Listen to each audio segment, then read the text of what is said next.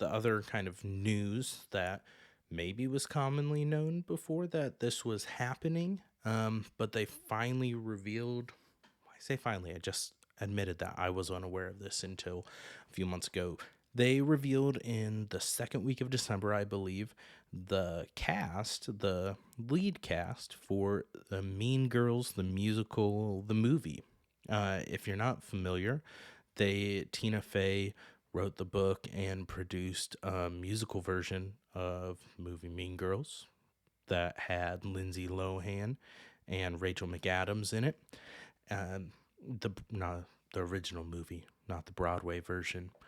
But they're turning the Broadway version into a movie for Paramount Plus, which I'm excited about. I've mentioned it on here a couple times. The Mean Girls musical soundtrack I discovered in 2022, and I love it. There's songs from it that are on my musical faves playlist, and it makes the rotation.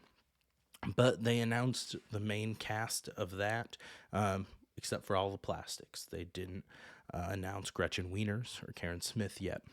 But we are getting Angourie Rice as Katie.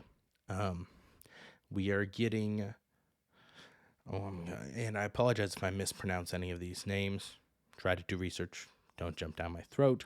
We are getting Olili Carvalho, who played Moana in Disney's Moana.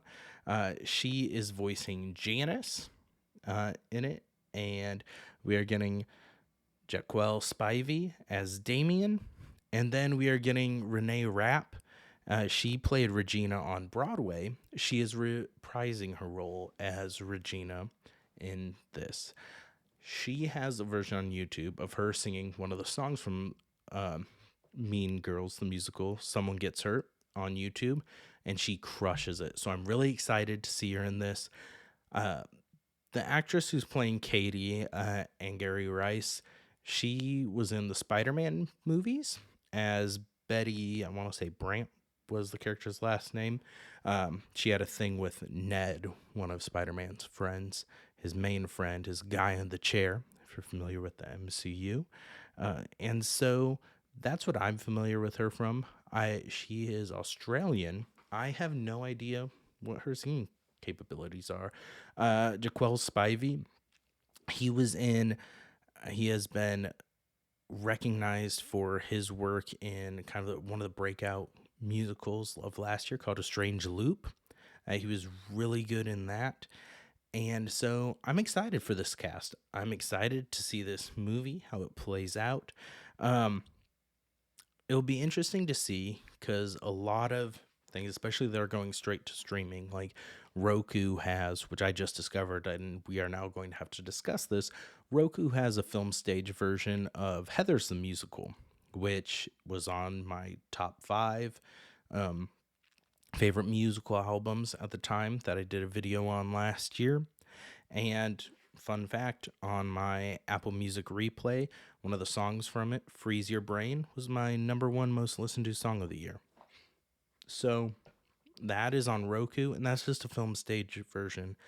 It sounds to me, from everything I can see, there's not a ton of details on this yet, this Mean Girls, the musical, the movie, that it's not going to be a film stage version. It's going to be a full musical production. So details are very slim on that. There's no release date. It sounds like Paramount Plus is eager to get it going and get it out just to kind of grow their catalog. There's so many competing streaming services now. I was surprised to see certain musicals. Come From Away is on Apple TV Plus, and I don't remember seeing any advertising, anything that was on there, a filmed version of the stage production. And I watched that, and it was fantastic. It's a emotional musical, and it was great. I love seeing the streaming services giving that opportunity to see more Broadway shows, and especially film stage versions, as Rayleigh and I kind of talked about during Rent, a review. I feel like most of the time that is the superior takeaway you're gonna get. I'd like to see Mean Girls be able to be successful as a movie adaptation of the stage musical of the movie. Um, but makes me nervous. I hope we're not going down the Dear Evan Hansen route, which we will be reviewing Dear Evan Hansen in 2023. Not sure when. That review is incoming.